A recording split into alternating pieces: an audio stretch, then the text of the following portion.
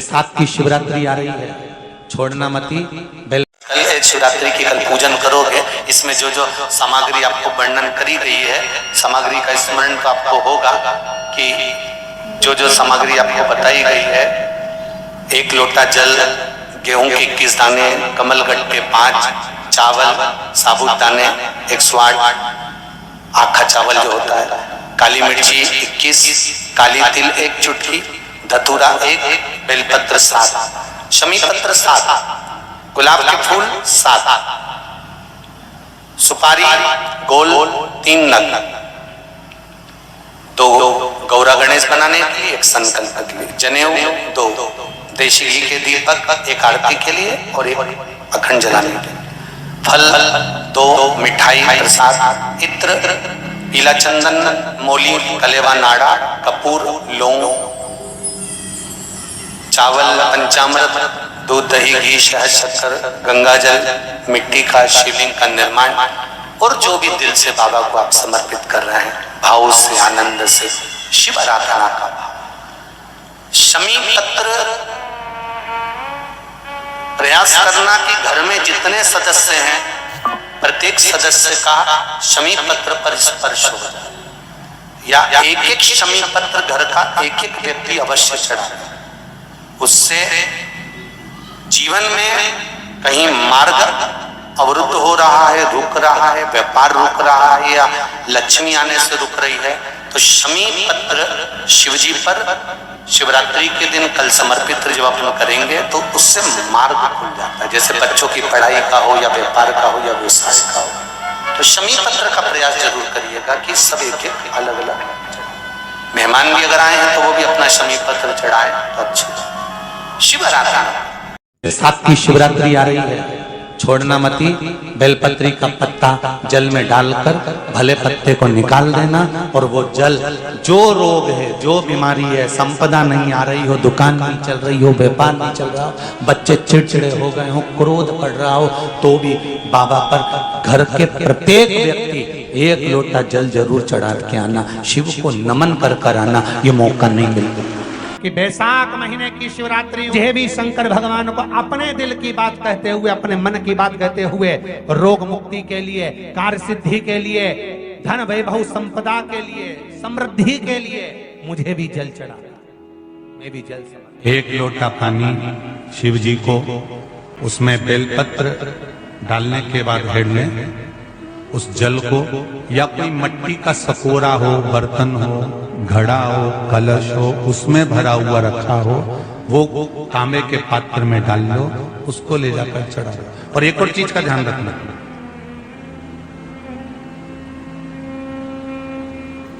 अगर असाध्य रोग, जैसे ऐसा रोग हो जो समाप्त नहीं हो रहा हो, कैंसर, किडनी, लीवर, या किसी का डायलिसिस चल रहा हो, या लीवर काम नहीं कर रहा हो, या शरीर की कोई हड्डी जुड़ नहीं रही हो, तो जो जल शिवजी को लोग चढ़ा रहे हैं, वो जल को आचमन कर लेना। और आचमन शंकर भगवान की छोटी बेटी अशोक सुंदरी के नाम से करना, उसका आचमन केवल अशोक सुंदरी के नाम से। और शंकर भगवान की सबसे छोटी लड़की अशोक सुंदरी नंदन वन में पैदा हुई, जन्म ली, नंदन वन में जन्म। नंदन वन मतलब काशी। घर के छोटे बच्चों को भी बोलो, बड़ों को भी बोलो, बुजुर्गों को भी बोलो, चलो 1 लोटा पानी चढ़ा के आते हैं, चलो। अगर कैंसर का रोग है, या किडनी, या लीवर, या बुखार, पेट से जुड़ा हुआ, सिर से जुड़ा हुआ, कंधे से जुड़ा हुआ, या घुटने से जुड़ा हुआ, या रीढ़ की हड्डी में कहीं पानी भरा गया हो, या कमर झुक रही हो, कोई भी रोग उधर से लेकर शरीर के अंदर नहीं भागता है और वो बेकार हो रहा है, तो बैसाख का महीना चल रहा है राकेश देवी जी, बैसाख का महीना चल रहा है। बैसाख के महीने की शिवरात्रि के दिन, बैसाख के महीने की जो शिवरात्रि आई है, हर महीने शिवरात्रि आती है, तो बैसाख की जो शिवरात्रि है, इस शिवरात्रि के दिन सुबह 8 बजे से लेकर 11 बजे के बीच में 1 लोटा पानी, उसमें थोड़ा सा बेल का फल मिल जाए, उस फल का थोड़ा सा भाग, या तो बेल का फल का अगर छिलका मिल जाए तो उसमें पानी भरकर तांबे के लोटे में डाल लो, या बेल का फल नहीं मिले तो बेलपत्री को लेके उसमें डुबो दो और डुबो के बेलपत्री को बाहर निकाल दो। वो पानी भगवान शंकर को शिवरात्रि के दिन, वैशाख महीने की जो शिवरात्रि है, वैशाख के महीने में प्रत्येक महीने शिवरात्रि आती है, वैशाख के महीने की शिवरात्रि के दिन सुबह 8 बजे से लेकर 11 बजे के बीच में शंकर भगवान को अपना रोग और बीमारी शंकर भगवान को जल समर्पित कर आ जाओ। बाबा पर विश्वास रखकर चढ़ाना, धीरे धीरे ठीक हो जाओ। शिव से भगवान शिव की सुबह के समय जाकर, और अगर बेलपत्री का पानी नहीं मिले तो मिट्टी के पात्र का पानी, आपको कथा में कहा मिट्टी के पात्र का पानी, वो भी शंकर भगवान को समर्पित कर सकते। जल वैशाख के महीने में शंकर पर शीतल जल समर्पित कर देने से शरीर के रोग समाप्त हो जाते हैं, वो रोग टिकता नहीं। शीतल, और अगर शीतल जल का दर्शन करना हो तो कभी महाकालेश्वर अभियान, कभी आप लोग लाइव दर्शन करते हो महाकाल के, तो महाकाल के दर्शन करेंगे तो वैशाख महीने में 5-5 घड़े मिट्टी के महाकाल राजा के ऊपर बांध दिए जाते हैं जल चढ़ाने के लिए। कभी आप लोग चकलेश्वर महादेव जाए, मथुरा वृंदावन में गिरिराज जी की परिक्रमा, चकलेश्वर महादेव पे 5-5 मिट्टी के घड़े शिव जी के ऊपर बांध दिए जाते हैं। कभी काशी जाएं तो वहां पर मिट्टी का घड़ा शिव जी के ऊपर रख दिया जाता है। क्यों?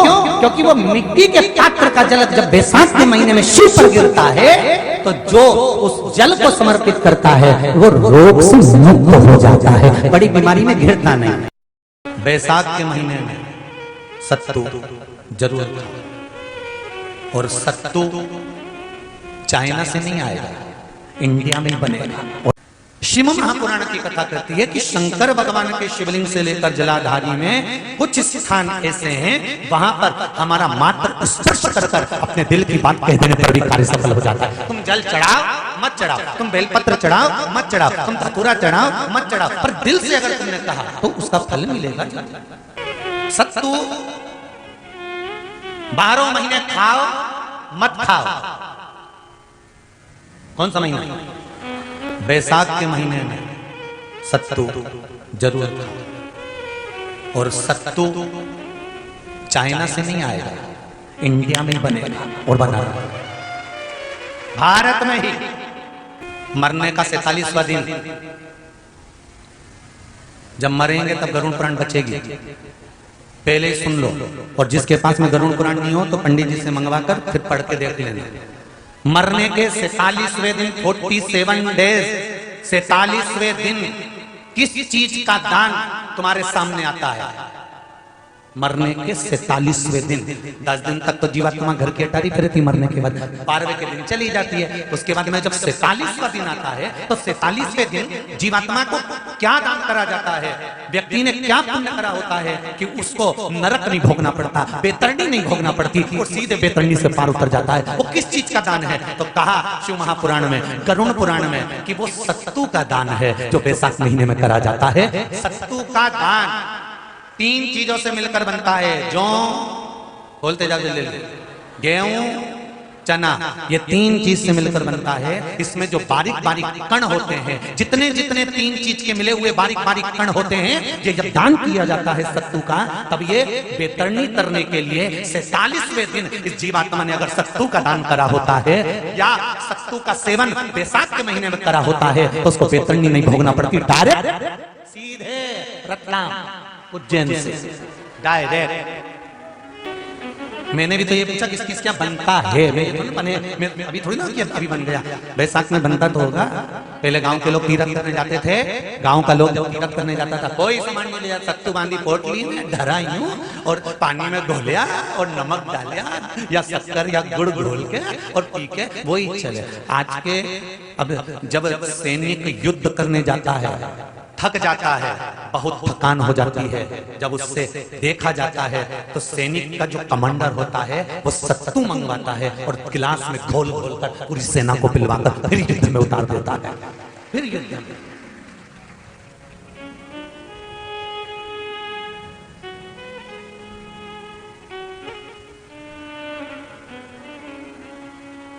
साधारण नहीं है महाराज, सत्तू में जितने बारीक बारीक कण होते हैं, जितने बारीक बारीक कण, अब तुम्हें काम करना, अभी जब फ्री हो तो एक कागज पे रख के सत्तू का एक एक कण गिनना, 1 2 3 बारीक बारीक गिनते रहना जरा। तो तुम्हारा क्या जाए गिनने में? भगवान कृष्ण के हाथ में पट्टी बंधी थी तो उनने भी तो रुक्मणी को गिनने को दिया था, जरा गिन तो जरा इसमें कितने धागे हैं। रुक्मणी जी ने कहा इसमें 9,999 धागे हैं। भगवान ने कहा बस यही 9,999 मुझे द्रौपदी को वापिस लौटाना है। गिनती लगा लो, अभी अभी लगा लो, ऊपर तो भगवान गिन के बता ही देगा कि तुमने जो सत्तू दान करा था, तुमने जो सत्तू खाया था, तुमने जो सत्तू भगवान को दिया था, सत्तू का लड्डू बनाकर तुमने बैसाख महीने में भगवान की जो पूजन करी थी, तो अमावस्या के दिन, पूर्णिमा के दिन या अक्षय तृतीया के दिन तुमने जो सत्तू दिया था, भगवान तो गिनती बता देगा कि उस सत्तू में कितना कण था।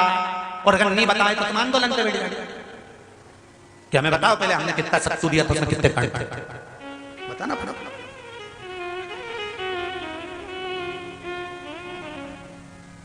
एक शिव की आराधना में चांगुना ने 1 लोटा जल भरा, उसमें थोड़ा सा चंदन डालकर बेलपत्री के वृक्ष के नीचे ले जाकर डाल देती, थोड़ा सा जल बचाकर शिव जी को डाल देती। शंकर भगवान ने एक दिन चांगुना के सामने मन में विचार प्रकट करा और पार्वती जी से कहा, पार्वती एक बात समझ में नहीं आती, आधा जल ये बेलपत्री को देती है, आधा जल मुझे देती है। जब आधा जल मुझे देती है तो मुझे बड़ा गुस्सा आता है, क्योंकि बच्चे और बूढ़े ये दोनों एक समान हैं। बच्चों को थोड़ा सा भी उसकी सामग्री में से, उसकी चॉइस की चीज में से तोड़ के अगर दूसरे को दे दिया तो बच्चा यूं फेंकेगा, वो जाके और मुंह फुला के बैठ जाएगा, नहीं खाऊं, नहीं खाऊं। मां समझाए थारे ही भाई है रे, होगा नीचे मेरे को ऐसा भाई जो मेरा ही हिस्सा खा जाए, मुझे तो पूरा ही। फिर मां अंदर जाएगी, फ्रिज में से वापस पूरा की पूरा आम निकाल के लाएगी और आम देगी, ये ले, ये पूरा है, अब चक्कू से कटा नहीं देगी। छोरा भी इतना है वाला, पूरा घुमा घुमा के देखेगा।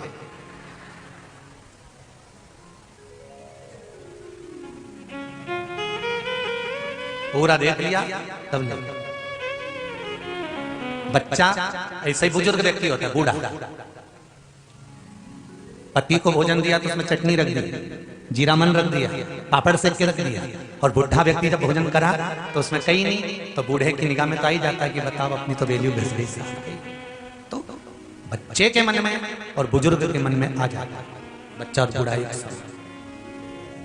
भगवान ने कहा ये आधा जल कहां डोल के आती है? पार्वती जी ने कहा उसके संतान नहीं है, इसलिए वो बेलपत्री की भी आराधना करती है और आपकी भी आराधना करती है। ठीक है,